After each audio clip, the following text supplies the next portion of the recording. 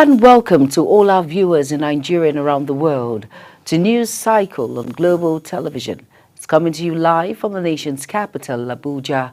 I am Jumai Manson. Now, a quick reminder that Global Television is on DSTV channel 365 and free to air on Nicomsat. You can download the Global TV app, Nigerian app for Android and iOS device to keep track of our broadcast. Now the news in full. President Bola Tinubu has approved the allocation of billions of naira for the expansion of 12 river basin projects across Nigeria, intending to address hunger, improving food security, and enhancing agricultural development nationwide. Musa Ilyasu Kwakwaso, Director of Finance at the Hadejia Jama'ara River Basin, made the announcement in Kano State, emphasizing President Tinubu's unwavering commitment to the development of northern Nigeria through agriculture. Kwakwaso highlighted that the expansion of these river basins will significantly increase food production, alleviate hunger, and strengthen Nigerians' agricultural output. The case fixed February 26th of the public hearing of the tax reform bills following their passage for a second reading by both chambers of the National Assembly. The decision to hold a public hearing where input from the public would be collated was announced by Speaker Tajuddin Abbas during plenary on Tuesday. To this end, the House announced a 36-member special committee whose duty will be to coordinate the session, bringing in expertise in tax administration, including the benefits of tax reform proposal. President Bola Ahmed Tinubu has expressed sadness over the passing of a former Federal Commissioner for Information and leader of the Pan-Niger Delta Forum, Chief Edwin Clark. Tinubu's condolence message was contained in a statement issued by the Special Advisor to the President on Information and Strategy, Bayo Ononuga. Tinubu said he led an illustrious life marked by dedicated service at different times to the nation and his community as a councillor, state and federal cabinet member. Over now to the All Progressive Congress and the People's Democratic Party have traded accusations over escalating violence in Osun State, which culminated in the killing of a former chairman of Irewole local government area Aderemi Abbas and 6 others. The crisis was reportedly triggered by an allegedly contentious Court of Appeal ruling said to have ordered the reinstatement of APC-elected local government chairmen and councillors. Osun State Governor Ademola Adeleke had raised an alarm on Sunday, alleging a conspiracy led by Minister of Marine and Blue Economy, Boyega Oyetola, and some security agents heads to enforce the ruling. The Attorney General of the Federation, Minister of Justice Lateef Fagbemi San, has banned the Nigerian police force from parading suspects.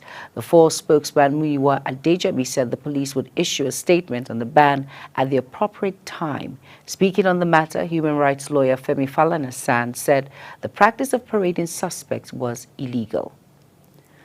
The Simon Ekpa-led United States of Biafra has written to Nigeria's President Bola Tinubu seeking recognition. This was contained in a letter signed and released on X on Monday by Ekpa's second-in-command, Dr. Ngozi Orabueze. The 3-page open letter claimed that the redeclaration of Biafra was done in Finland during a convention with over 50 million Biafrans voting for a referendum on November 29, 2024. Former Vice President Atiku Abubakar has again condemned the local government crisis that erupted in Osun State on Monday, resulting in the loss of 6 lives. In a statement issued via his verified X handle, the former Vice President described the chaos as a brutal display of lawlessness, political brigandage, and subversion of democracy. He stated that the APC's action in Osun State is democracy and must be condemned. The House of Representatives has called on the relevant federal government agencies to implement tough measures against homicide and femicidal acts in Nigeria.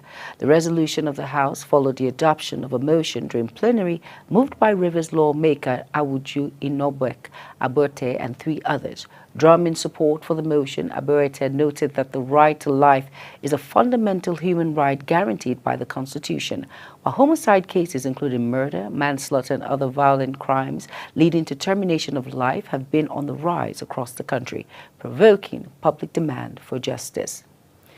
It was a moment of reflection and gratitude to God as friends and well-wishers thronged Agalia in Akpa local government area to commemorate the one-year memorial service of Elder Pius Oche.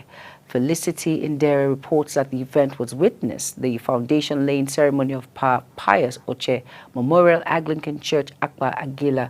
Felicity Indere reports for Global TV. As the saying goes, a life well spent brings happy memories. So it is true for a life well lived. That is why people from all walks of life have gathered here at the family compound of Elder Pius Ogaba Oche for the first year memorial service in his honor. The event, organized by his son, who is the Commissioner of Public Complaints Commission in Benue State, James Oche, marks the renewal of their trust in Christ and a ceremony to express their profound gratitude to God for his continued guidance and protection since the passing of their father. It is in accordance with the Holy Scriptures that it pays to serve God that the foundation stone laying ceremony of Pius Oche Memorial Anglican Church, Apa Agila, was led. I am very happy that Elder Oche and the children in particular are going to lay this foundation to bring light to this community so that they will have the gospel and save their lives. Speakers, including Senator Abamoro, in their tribute, eulogized the memories of the deceased. The best that they can do for their father is to leave his legacy, which they are trying to do. For the people of Agila, Pagila, it is said that to whom much is given, much is expected. And I think this spirit of oneness, this spirit of unity that the children of Pauche are bringing to Apagila should be emulated by the people of Agila. For the family, his constant commitment to peace, unity and truth will remain their guiding principle. We are trying to build on our father's legacy. While he was alive, he was a God-loving man. He was a man that went extra mile to ensure that he preaches the gospel of Christ. And we felt that there's no better way to sustain his legacy than building on where he stopped. My father loved God and he loves unity. So he always encouraged us to read the Word of God. He always shared the Word of God. Above all, he was dedicated to the gospel. Pius Oche was blessed with 8 children and 18 grandchildren.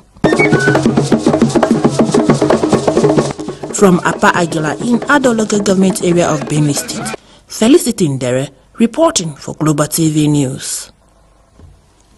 The leadership of the Labour Party says it has not zoned its 2027 presidential ticket to the southeast.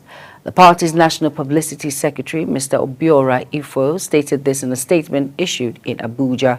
It was reported that Ifo was reacting to a report making the rounds that the party had zoned its 2027 presidential ticket to the southeast. British Council Director of Global Network Charlie Walker and his team have visited TEDFund to appreciate it for the privilege of partnership and cooperation enjoyed over the years. Charlie Walker, in a statement during this visit, said the idea of the partnership and cooperation is important to the British Council. Ramsey Enoch Agbo completes the story. British Council has enjoyed a mutually beneficial cooperation with the Tertiary Education Trust Fund over the years. Charlie Walker said one of the major assignments of the British Council is to deepen and strengthen relationship between the United Kingdom and countries in which they work around the world, emphasizing that the UK's strategic partnership with Nigeria is of tremendous significance. Today is to come to meet Executive Secretary Sir and to extend our thanks for the partnership and collaboration that we have enjoyed with the Tech Fund over the years, and to emphasise to you all how important that is to the British Council. The British Council's mission across the world is to deepen and strengthen relationships between the United Kingdom and those countries in which we work around the world, and none is more important to us than the relationship with Nigeria. And our work together extends opportunities to young people in Nigeria to benefit from education, and we hope to deepen the relationship with their counterparts. The country director, British Council Nigeria, Don Kamagowan, pointed at certain guidelines relevant to its operations and its partners. More on the implementation of the TNE guidelines, we have the Education World Forum, which takes place in London in May. So that's the UK government's wider education, annual education policy conference, and the invitation for that will be with you very, very soon. So my thanks again. Thank you very much. The Executive Secretary of TED Fund, Architect Sonny Ochono, pledged support for partnering institutions. And that is that TED Fund will be in a position to support the partner institutions here to ensure that they will meet the requirements and also provide all the resources that are required for them to mount this program, to host these programs, or to go into the collaboration with their British partners as the first step in implementing the guidelines that we've adopted. We are aware of the multiple dimensions of the transnational education and the various ways that these will be implemented. But the assurance we will give, and this is supported by the ministry, but also the Honourable Minister has been following up on some progress in this direction. The TED Fund will be there and will provide the right set of funding to support those institutions. And we believe it's coming at the right time. The visit by British Council has built confidence between both parties as they agree to continue nurture a lasting relationship. Ramsey Enoch Agbo reporting for Global TV News. The Speaker of the Lagos State House of Assembly, Mojisola Miranda, is currently presiding over plenary at the Lagos State House of Assembly. The sitting holds amid the invasion of the officials of the Department of State Services, who had earlier sealed the chamber and office of the Speaker yesterday. The DSS officials, who were later sighted inside the chamber, were in physical confrontation with legislative workers at the exit door of the chamber.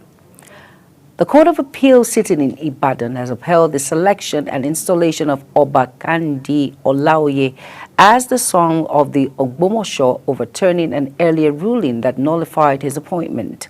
Delivering judgment, Justice Yagata Nimpria, who led the three-member panel, ruled in favor of Oba Olaoye on all 10 grounds of appeal.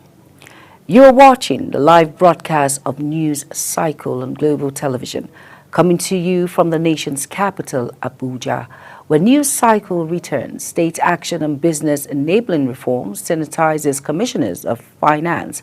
We have those details from the world of business, as well as more stories from foreign and sports segments for you. Please stay with us.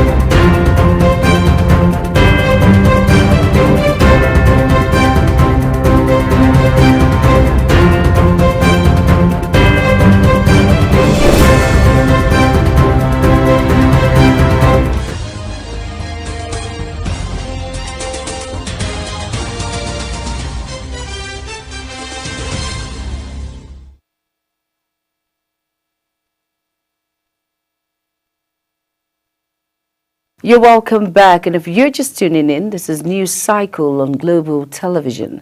Thank you for staying with us. In Business Now, it's a quest to enhance Nigerians' business environment through strategic reforms. The State Action on Business Enabling Reforms has organized its 2025 sensitization workshop for commissioners of finance across Nigeria. Organizers say the workshop seeks to bolster investment promotions among states. Godwin Sunday tells us more. The State Action on Business Enabling Reforms event, organized by the Federal Ministry of Finance in collaboration with the Nigerian Governors Forum and the World Bank, brought together key stakeholders from various sectors with the aim of enhancing Nigerian business environment through strategic reforms. In welcoming participants, Dr. Mohammed, the National Program Coordinator of State Action on Business Enabling Reforms, highlighted the achievements of the program and emphasized the need for more collaboration among states. We are considering the achievement that we have recorded during the period of implementation of our SIFTAs. And based on that, the essence is we intend to look at the progress that we have made so far vis-a-vis the challenges we are confronting today, so that we move forward in the implementation of the program. While declaring the event open, Lydia Shehu Jafia, Permanent Secretary, Ministry of Finance, seized the opportunity to state the objectives of the workshop. The commitment of the program is so gratifying that apart from 3 states, 33 states, including FCT, have signed up the SMEs, which is the subsidiary loan agreement. I think they deserve it. Speaking exclusively with Global Television, Chairman Commissioners of Finance Forum, Akintunde Oyebode, spoke on the significance of the event in unlocking Nigerians' economic potentials and facilitating sustainable development. It's a critical program to help improve the competitiveness of Nigeria. You know, economic activity happens in the states. So if the states individually and collectively improve their business environment, make themselves more competitive, that rising tide will lift all boats, and it makes Nigeria a lot more competitive as a country. There is no doubt that the workshop will mark a pivotal step in mobilizing state-level actions to foster a more business-friendly climate nationwide. Godwin Sunday, reporting for Global Television News. Nigeria's cocoa industry has received a significant boost with $40.5 million in investment from British International Investment, the UK's development finance institution. The investment aims to enhance cocoa production, increase global exports, and drive sustainability in Nigeria's agricultural sector. Nigeria's cocoa processing and export sector announced that the funding will help its subsidiary Premium Cocoa Products, Ile Oluji, scale up production from 13,000 metric tons to its full installed capacity of 30,000. The federal government may spend 2.36 trillion naira on electricity subsidies for low-income consumers in 2025, a figure that comes amid plans to implement a cost-reflecting tariff for electricity consumers. This came as the multi-year tariff order released by the Nigerian Electricity Regulatory Commission that showed that the government incurred 178.08 billion naira electricity subsidy in January, despite minimal cash backing. The Regulatory Commission stated that the subsidy was calculated after a review of key tariff indices, which showed that the weight average cost reflective tariff dropped to 116.75 per kilowatt from 213.85 naira per kilowatt in December 2024. The governor of Cross River State, Basi Otu, says Bakassi Deep Seaport project will be funded without the state taking any loan facility. Otu noted that the project, a flagship of his administration, though not conceptualized by his government, will change the economic landscape of the state and the country at large. The governor disclosed this in Calabar, the state capital. Minister of State for Works Mohammed Goroyo says over 35,000 kilometers of federal government's road network currently require alternative funding arrangements, as budgetary allocations alone have proven inadequate over the years. This is despite an approved allocation of 926.2 billion naira for road projects and 64.88 billion naira for road maintenance in the 2025 budget. He pointed out that due to the significant financial burden, it has become crucial to explore and secure alternative sources of funding beyond the traditional government coffers to ensure the maintenance and expansion of the extensive infrastructure.